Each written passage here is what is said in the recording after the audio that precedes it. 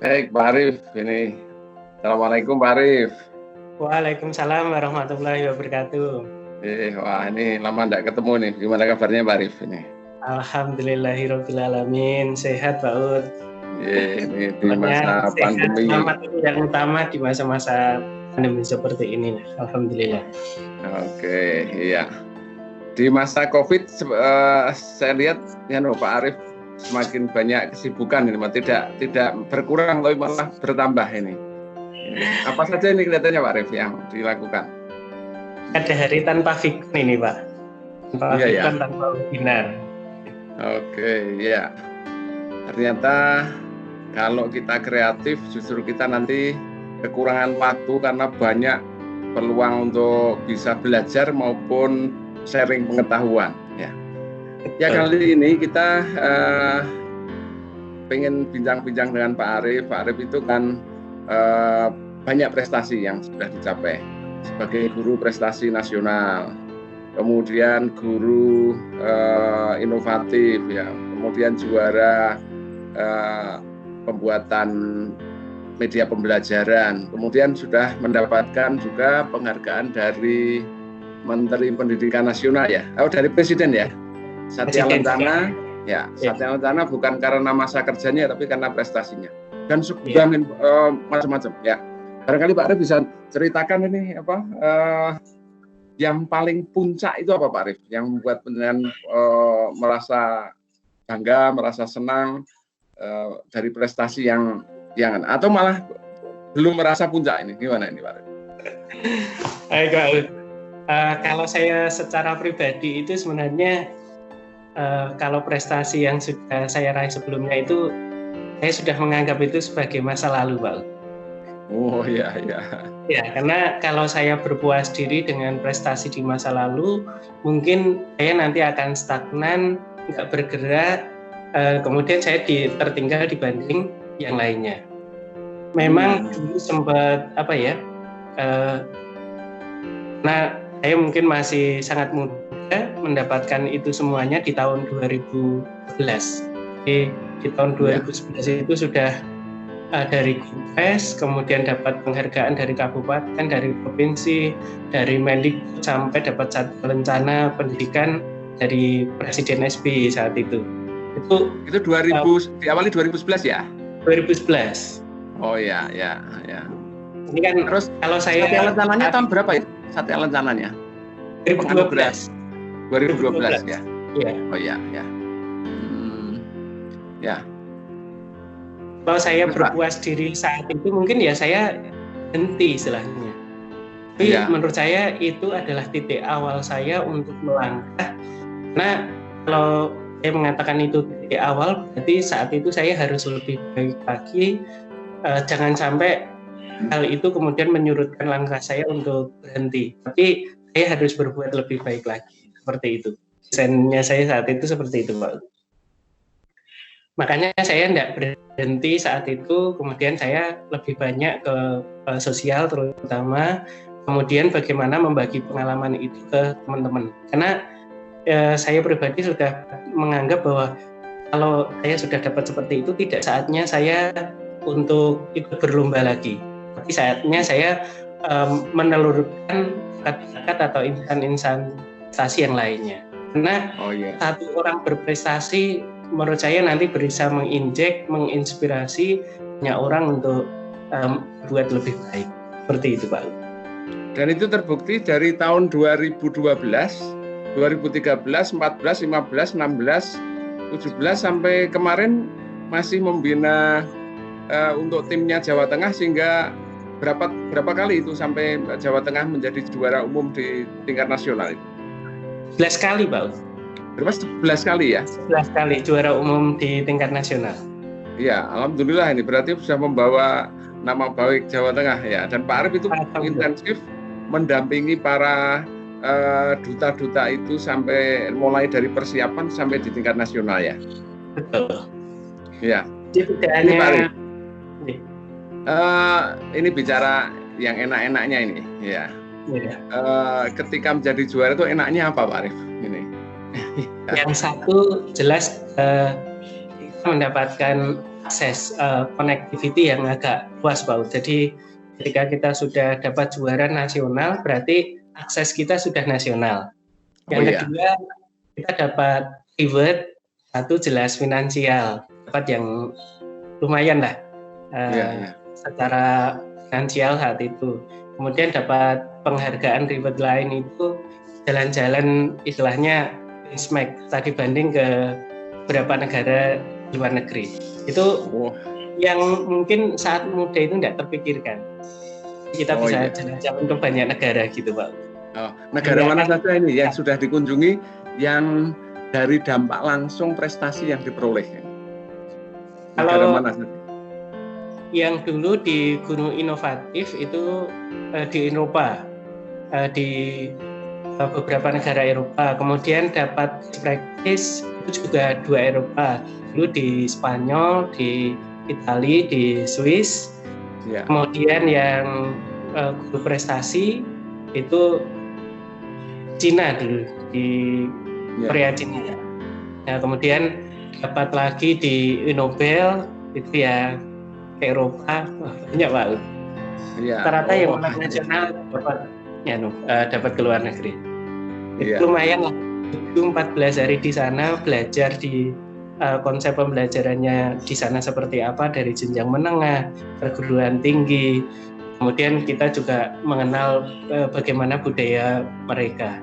Mungkin bagi Bapak Ibu yang tidak biasa ke sana itu bisa berpuas diri. Tapi kalau kita ilmu ke sana itu rasanya yang kita lakukan itu belum apa-apa. Sehingga kita harus bergerak lagi, harus melangkah lagi untuk jadi lebih baik. Paling tidak mendekati standar mereka gitu. Ya, yang menginspirasi dari beberapa kunjungan ke negara itu yang kemudian sebenarnya bisa segera diterapkan di pembelajaran di Indonesia apa, Pak Arif? Kalau yang pertama itu saya menyukai 2 hal negara. Yang pertama itu Cina, Pak. Cina itu yang saya hargai adalah kerja keras atau etos kerjanya. Bahwa semuanya kurikulumnya itu terstandar. Tapi ada satu hal yang agak bagus, yaitu selain terstandar itu kearifan lokalnya tinggi. Artinya kurikulumnya itu regional. Kalau Indonesia kan disamaratakan, di sana kurikulum kearifan lokalnya sangat tinggi. Jadi di Cina saya menghargai yang pertama itu etos kerja, semangatnya. Kemudian yang kedua, ada tantangan guru Cina itu setiap tahun mereka kan akan dievaluasi. Evaluasi paling besar itu siswanya. Nah, siswa itu nanti akan mengatakan kalau guru A itu bagus, maka guru itu akan bertahan di situ. Tapi kalau mengatakan bahwa guru A itu kurang bagus, maka guru bisa turun tingkat. Nah, 2 kali seperti itu, nanti guru itu akan diberhentikan dulu sementara dari guru, kemudian guru nanti harus ikut pelatihan untuk upgrade lagi yang kurang lebih 8 bulan. Itu baru jadi guru lagi. Itu kan menantang kita, bagaimana kita jadi guru yang baik, yang menyenangkan, kemudian berkualitas. Itu saya sukanya dari konsepnya Cina. Kemudian yang kedua, saya suka konsepnya Spanyol. Di Spanyol itu yang saya menyukai adalah di sana adalah kurikulumnya kan MI, Multiple Intelligentsia. Jadi siswa benar-benar belajar sesuai dengan bidang ilmu yang ditekuni. Nah, di sana ada satu yang yang sangat berkesan untuk saya, itu bagaimana bidangnya guru untuk next step. Jadi tidak ada guru yang bisa naik level kalau gurunya itu diam. Maka guru harus mengikuti level diklatnya seperti apa, upgrade-nya harus nyampe di mana untuk bisa naik di level. Jadi untuk guru kelasnya nasional pasti upgrading-nya banyak. Itu saya menyukai itu. Di luar sistem bagaimana mereka bisa mendesain siswa yang menurut saya sangat luar biasa. Karena di sana itu guru profesi yang menurut saya sangat mulia, dan guru-guru benar-benar kerja sepenuh hati untuk anak-anaknya. Seperti itu, Pak. Itu dua negara yang sangat problemnya kalau itu diterapkan di Indonesia. Nah, dari sisi Pak Arfi, sebenarnya harus dimulai dari mana ini? Ya dari sisi mana harus dimulai? Ya, karena kalau saya lihat itu ketika sertifikasi guru itu dikaitkan dengan tunjangan profesi, kemudian bagi yang tidak lulus, kemudian tidak mendapatkan tunjangan profesi dan seterusnya, ini kan sudah geger itu di tempat kita. Sehingga tuntutannya adalah ya itu untuk guru, untuk peningkatan kesejahteraan, bukan ke profesional. Menurut Pak Arief gimana? Yang terkait dengan itu, Pak Arief. Halo? Ya Pak Arief. Ini koneksinya tadi terganggu ini. Ya. Ya, yang terkait dengan tadi, ya kalau mau diterapkan di Indonesia ini kelihatannya kita kan bagaimana guru itu selalu dievaluasi, kemudian jenjang karirnya itu juga harus diperoleh dengan peningkatan kompetensi. Tetapi kelihatannya kita belum bisa seperti itu. Bagaimana ini?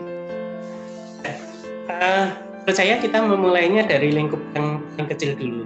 Kalau kita menunggu negara untuk bisa melakukan itu dan kita melangkah, ya selamanya kita tertinggal. Ya, sekarang kita mulai diri kita sendiri. Jadi kalau negara memang belum bisa seperti itu, kita mulai diri kita, bagaimana kita bisa mengupgrade diri sepanjang waktu.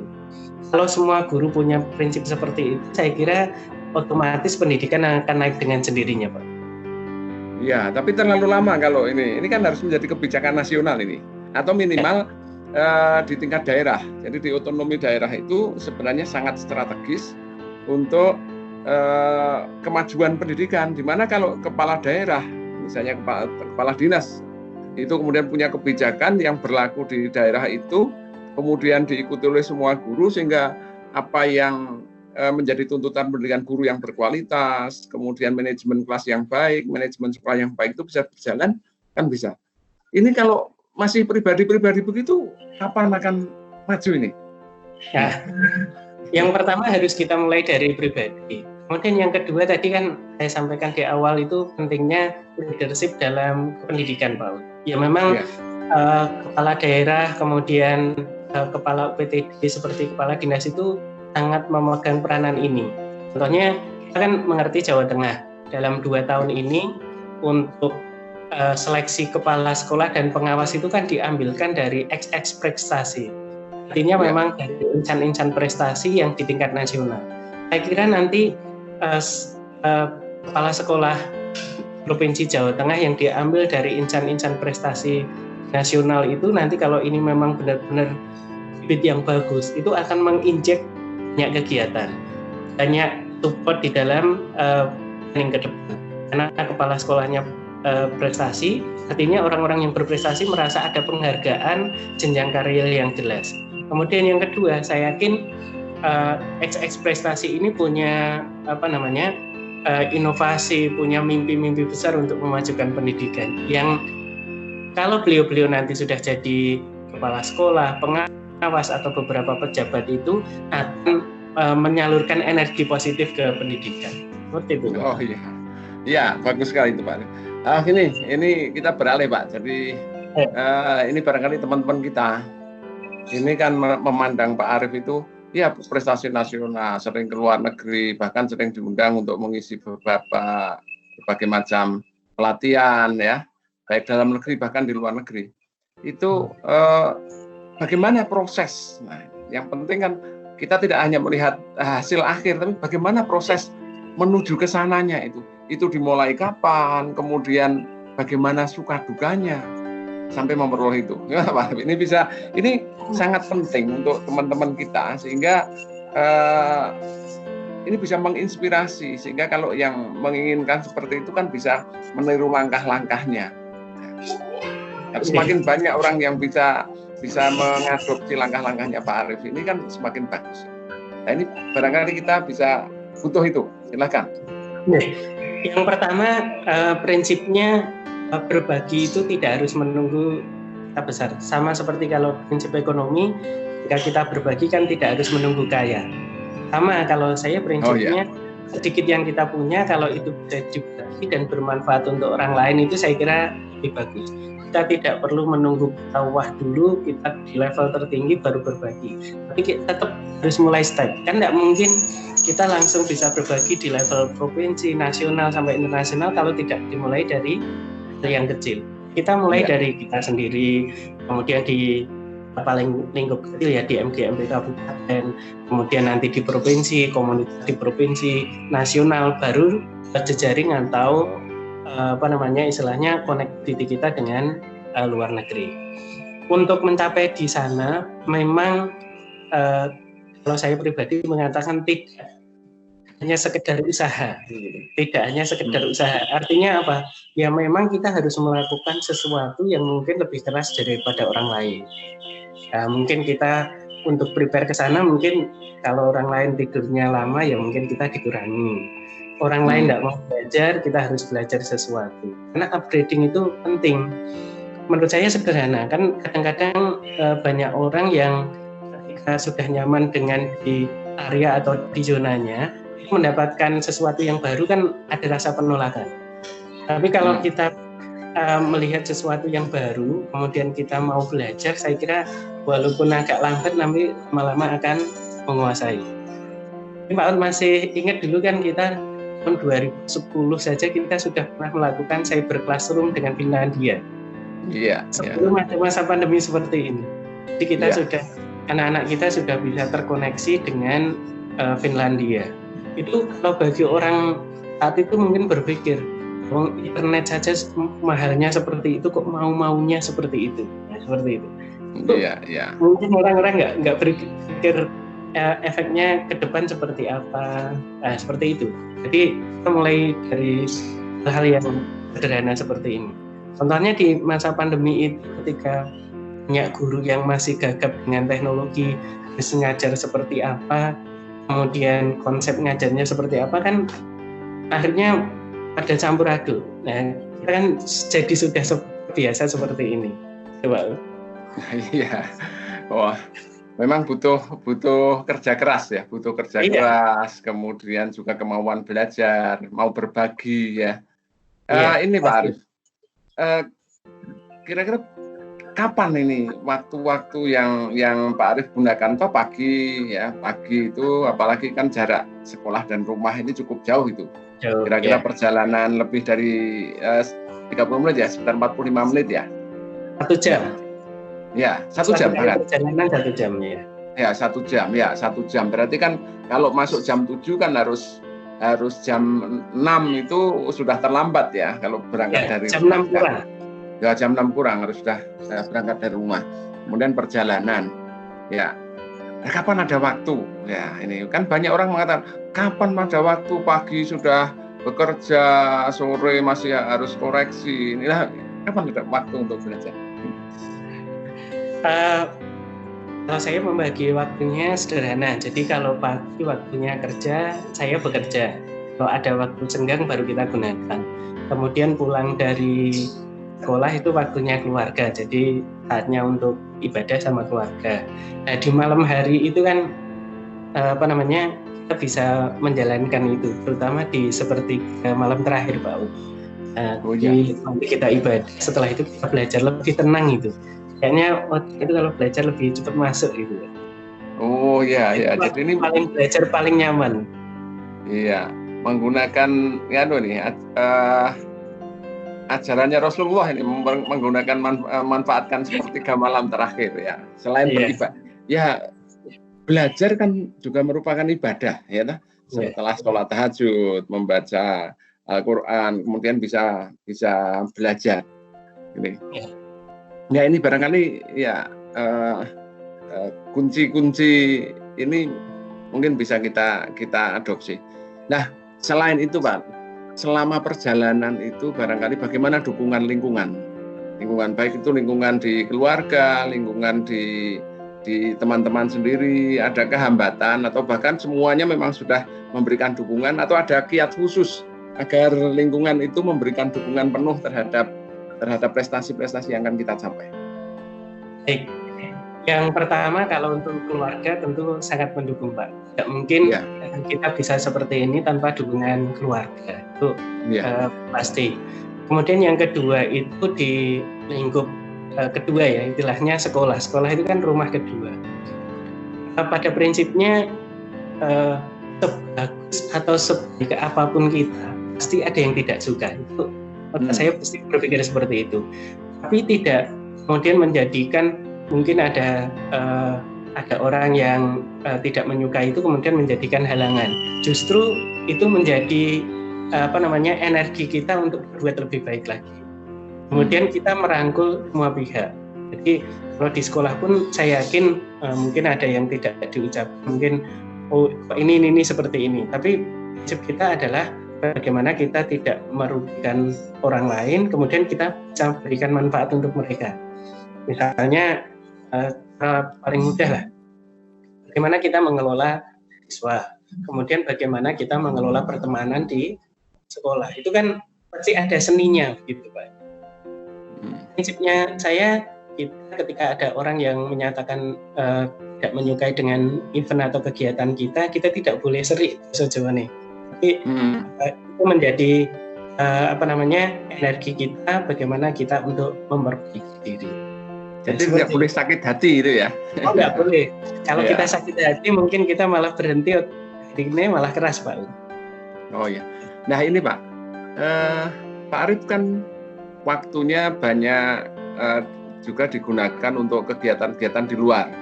Ya. Apakah itu memberikan pelatihan guru itu di tingkat provinsi atau bahkan di tingkat nasional, menjadi narasumber dan seterusnya. Nah, bagaimana dengan murid-muridnya? Bagaimana menghandle muridnya? Yang pertama, sejak lama saya biasa menggunakan hybrid class Pak. Jadi pembelajaran daring itu tidak saya mulai dari sekarang, tapi memang sudah lama. Jadi saya sudah biasa menggunakan. Saya punya waktu malam 1 jam itu belajar bersama siswa. Itu di jam 8:30 sampai 9:30. Kemudian kita nanti punya jadwal belajar lagi di dini hari. Itu bersama anak-anak untuk sebelum subuh, gitu, Pak. Oh, ini gimana nih tekniknya nih? Ini menarik ini. Ya, yang belajar bersama siswa. Kenapa? Ini banyak interaksi guru dan murid itu rata-rata kan hanya ada di sekolah. Di sekolah saja kira-kira kadang-kadang tidak intensif. Nah, sementara Pak Arif punya forum khusus belajar bersama siswa jam berapa Pak tadi? 8:30 malam sama 3:30. Ya. Nah ini tekniknya gimana nih? Ya, bahkan dua kali ya. Dan siapa saja yang terlibat? Ya. Nah, yang pertama begini Pak. Kalau konsep yang pertama saya kembangkan di sekolah yang pertama itu misalnya saya akan mengajar di kelas 10 gitu ya, di kelas 10 di satu kelas. Saya ngajarkan di materi misalnya materi A. Maka ketika saya ngajar, prinsip di kelas itu adalah belajar untuk penguatan, belajar untuk rekreasi gitu. Apa yang saya siapkan? Tentunya ketika saya mengajar materi itu, saya sudah akan menyiapkan satu itu modulnya elektronik seperti e-modul. Kemudian misalnya materi itu akan saya ajarkan 8 kali pertemuan. Maka saya sudah harus menyiapkan video pembelajaran sebanyak 8.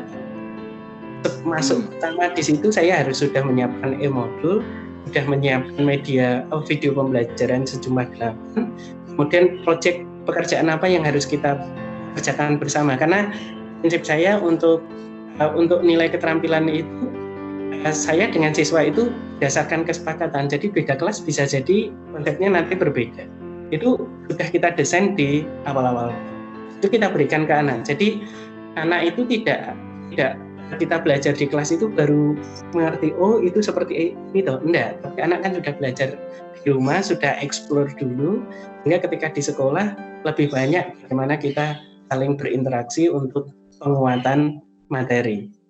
Nah, bisa jadi ketika nanti kita sudah melakukan itu ngajar di sekolah, kemudian masih ada anak-anak tertentu yang tanda petik itu mungkin masih butuh penjelasan ulang. Nah itu nanti kita ketemu kelas malam yang namanya 1 jam belajar bersama saya gitu. Wah ini luar biasa ini ya. Jadi benar-benar anak itu mendapatkan layanan dari guru ya. Tidak sekedar mereka ketemu di kelas, kemudian guru menjelaskan, selesai menjelaskan, nanti ketemu lagi minggu depan. Tapi mereka datang ke kelas itu sudah membaca, sudah membaca modulnya, sudah melihat video pembelajarannya, kemudian tinggal melakukan pendalaman dan tanya jawab, diskusi tentang materi-materi yang sudah mereka pelajari. Sementara di luar itu Pak Arief juga menyediakan bagi anak-anak yang masih perlu penjelasan, ada jam tertentu di malam hari ya. Ini luar biasa ini. Ya. Maka pantas ini Pak Arief jadi juara ini di tingkat nasional ya. Iya. Ya. Ini kadang-kadang anak-anak tertentu di kelas itu tidak berani tanya, Pak. Iya, iya. Maka harus dengan pendekatan berbeda. Iya.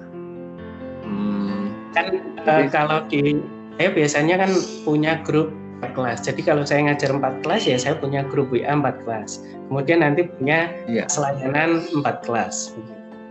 Itu beda karena mengatasi anak yang pintar dengan yang tanda petik agak kurang itu caranya harus berbeda. Kalau saya menggunakan cara yang sama kan bunuh diri gitu, Pak. Wah, iya. Nah, ini yang barangkali ini bisa kita ambil banyak hal ini dari Pak Arief ini. Ya. Apa enggak berat itu bagi Pak Arief? Ini kan orang membayangkan, waktunya sudah mengajar, sudah harus menyiapkan video pembelajaran, masih harus melayani anak. Ini bayarannya kan sama itu ya. Orang kan nanya banyak seperti apa yang melandasi sampai mau-maunya begitu. Ini kadang-kadang kan ada yang begitu. Kalau saya yang pertama, ini karena saya orang Islam, saya berpikir kalau kita berjuang untuk kebaikan, untuk di jalan Allah, insya Allah Allah itu akan menjaga keluarga kita. Saya yakini itu. Jadi kalau saya berbuat baik kepada sesama, insya Allah Allah juga akan berbuat yang baik untuk keluarga saya. Itu prinsip. Kemudian yang kedua, mungkin bagi orang lain mengatakan itu berat. Ini gantung mindset. Kalau saya berpikirnya sederhana, mungkin waktu yang saya punya itu hanya 1 jam untuk siswa. Tapi bisa jadi itu manfaatnya untuk siswa itu luar biasa. Kenapa? Karena ketika ada siswa itu punya masalah itu tidak bisa kita carikan solusinya, itu menjadi masalah yang bertumpuk. Tapi ketika kita menyediakan waktu 1 jam belajar bersama mereka bagi yang tanda petik kurang mereka ketika dapat masalah kemudian mendapatkan solusi, itu kan mungkin siswanya kan akan lega, hidupnya menjadi lebih ringan hidupnya. Mungkin mereka juga akan berdoa untuk kebaikan kita. Wah, ya filosofis sekali ya. Artinya sebenarnya kebaikan itu kan nanti juga akan kembali kepada kita kalau kita meyakini ya. Tidak ada kebaikan yang kita lakukan itu kemudian menjadi kebaikannya orang lain, kita nggak dapat, pasti dapat ya. Ini memang sebenarnya kan profesi guru itu tidak pernah bisa lepas dari hal seperti itu. Bahkan mengapa profesi guru dianggap sebagai sebuah profesi yang memiliki ketinggian nilai di hadapan Sang Pencipta itu karena di situ. Kalau sekedar hanya mengajar, hanya menyampaikan pengetahuan saja, saya kira sekarang sudah bisa tergantikan oleh YouTube ini. Ya. Tapi bagaimana memberikan layanan, sentuhan-sentuhan personal kepada murid, kemudian memberikan bimbingan kepada mereka sehingga kehadiran guru itu menjadi bermakna. Itu akan tidak tergantikan oleh teknologi. Jadi tidak sekedar mengajar. Ada kalanya mengajar, ada kalanya menjadi motivator, ada kalanya menjadi inspirator, ada kalanya menjadi pemberi reward kepada memberi apresiasi kepada peserta didik. Ini luar biasa ini, dan Pak Arief sudah melakukan itu dan hasilnya pun sudah bisa dilihat secara pribadi. Ini secara kedinasan sudah mendapatkan berbagai macam penghargaan, bahkan sampai puncak. Kalau di Indonesia puncaknya kan penghargaan presiden, itu sudah didapat sudah dibawa. Nah, mau yang lebih tinggi lagi ya kan tentu, tetapi bukan penghargaan itu yang menjadi tujuan Pak Arief ya. Harapan Pak Arief apa ini ya ke depan ini? terhadap pendidikan kita, terhadap teman-teman kita, sesama profesi kita, nih, terhadap para pejabat barangkali. Ya, kalau saya pikirnya sederhana Pak. Mungkin kita dengan yang lain itu gajinya sama, hasilannya sama, tapi bisa jadi kan berkahnya berbeda. Berkahnya beda, bisa jadi seperti itu. Kenapa? Karena apalagi saya ngambil contoh sederhana masa pandemi seperti inilah Pak. Ketika WFH, mungkin banyak guru yang hanya istilahnya tanda petik itu kan pembelajaran daring, tapi tugas daring. Karena kan layanannya kan di masa WFH itu malah lebih penting daripada jika kita bisa tatap muka dengan siswa. Ya, mungkin bagi teman-teman kita yang tanda petik itu tanggung jawabnya mungkin setengah-setengah atau kurang, mungkin hanya mantau anak berapa menit, kemudian seperti ini udah selesai urusan. Tapi tanggung jawab kita itu kan beda Pak. Jadi ketika kita punya gaji sekian dengan standarnya, ketika kita bekerja secara normal seperti ini, kalau kita daring maka kita harus melakukan jangan sampai gaji yang kita terima itu tanda petik nanti mengurangi keberkahannya. Nah, kalau saya ya lakukan jadi guru itu menurut saya mulia. Maka lakukan dengan cara-cara yang mulia. Lakukan dengan cara-cara yang lebih tanggung jawab. Karena apa yang kita lakukan pasti akan kita petik hasilnya di kemudian hari, bahkan mungkin nanti di kehidupan setelah di dunia ini. Gitu, Pak. Alhamdulillah, ya. Wah, ini saya jadi tersinggung ini. Iya. Ya, ini saya belajar dari Pak Arief ini. Ya, salah satu termasuk kegiatan kita hari ini salah satu usaha saya. Ya, ini secara pribadi adalah bagaimana memberikan makna sebagai seorang pendidik agar lebih baik. Ya, sehingga saya mencoba mencari teman-teman yang bisa menginspirasi saya aja. Ngomong-ngomong begini ini harapannya ya bisa memberikan manfaat kepada yang lain. Ya karena saya berpikir juga kepada belajar dari Pak Arief tadi. Ya kita ini sudah digaji tinggi ya. Ya kalau masalah cukup tidak cukup itu sangat relatif ya. Tetapi dari sisi ini kalau kita bandingkan dengan ya orang-orang lain ini kita harus sudah sangat bersyukur lah. Ya, bersyukur sekali ya. Sehingga dan insya Allah ini akan memberikan ya keberkahan itu sehat ya. Kemudian keluarga kita tentram, bahagia, ya hidup itu selalu menyenangkan ini. Ya, mungkin ada pesan-pesan Pak Arief ini untuk menutup ini jumpa kita ini untuk ke teman-teman atau ke murid-murid kita. Ya. Kalau saya yang pertama mungkin untuk murid-murid saya ya Pak, belajar itu yang pertama tidak akan kita petiknya saat ini juga, tapi di kemudian hari. Kalau hari ini mungkin anak-anak kita mengatakan bahwa belajar itu berat, menurut saya akan lebih berat lagi karena mereka nggak belajar hari ini. Karena kerja keras kita hari ini kita petik di kemudian hari. Itu yang pertama. Kemudian yang kedua, setiap belajar pasti ada banyak pengalaman, ada banyak hikmah yang kita bisa ambil dalam hidup. Maka belajar itu bukan hanya mengambil materinya, tapi bagaimana belajar itu bisa kita ngambil manfaat lain dari yang kita pelajari. Kemudian kalau kita sebagai guru ya, kalau saya pribadi saya kira kalau guru itu udah orang-orang yang luar biasa Pak. Tapi tinggal kita bagaimana memaknai hidupnya masing-masing. Kita kembalikan bahwa jadi guru itu tanggung jawab moralnya kan tinggi. Maka sampai kita kalau baca sosmed itu nyinyiri orang lain karena profesi kita. Jadi bagaimana kita jadi guru bisa memberikan manfaat kepada orang lain, kemudian tanggung jawab juga dengan memberi kerja atau orang yang menggaji kita. Sederhana seperti itu aja Pak, tidak muluk-muluk. Kalau kita bisa tanggung jawab pasti kita melakukan lebih dari yang diminta, seperti itu. Jadi dorongan tanggung jawab itu yang bisa membuat kita tidak ada lelah-lelahnya ya. Karena dorongan tanggung jawab. Oke, terima kasih Pak Arief. Ini kita sudah banyak sekali yang ini belajar dari Pak Arief ini. Ini nanti akan banyak menginspirasi teman-teman ya, sehingga menjadi ilmu yang bermanfaat untuk kita semua, untuk Pak Arief terutama ya.